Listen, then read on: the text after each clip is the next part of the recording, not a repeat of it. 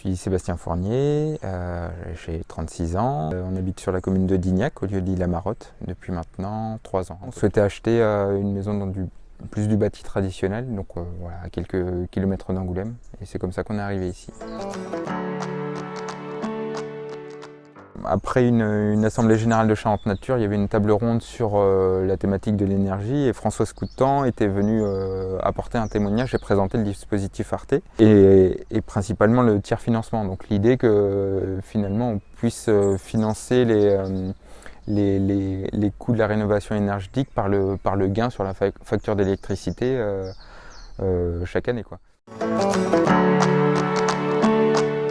Dès le premier hiver, malgré le poêle à bois, on a vu qu'il y avait certaines pièces qui étaient relativement plus froides.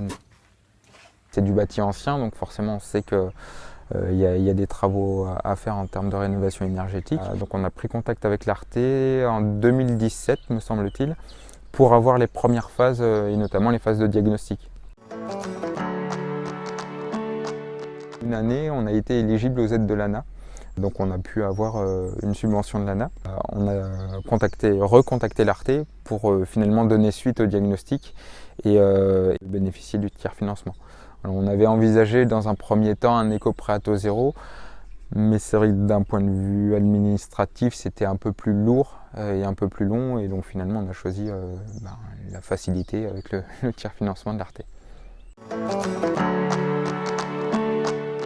On a retenu différents postes de travaux. Le remplacement du chauffe-eau classique par un chauffe-eau thermodynamique qui fait VMC en même temps. Le remplacement des huisseries en double vitrage. L'installation d'un poêle à granulés et le remplacement des radiateurs électriques par des radiateurs également électriques mais plus modernes.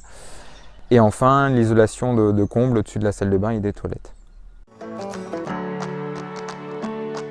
D'une part, on a pu avoir un diagnostic et avoir une idée réelle de ce que la maison consommait en fait. Et aussi de bien identifier les postes sur lesquels il fallait qu'on fasse un effort pour avoir une amélioration énergétique. L'autre avantage c'est qu'il y a des personnes qui ont été là, que ce soit au moment de la phase diagnostic ou au moment du tiers financement, pour nous accompagner et pour nous dire quel document transmettre. Donc ça c'était vraiment plus une facilité en fait pour le suivi des travaux.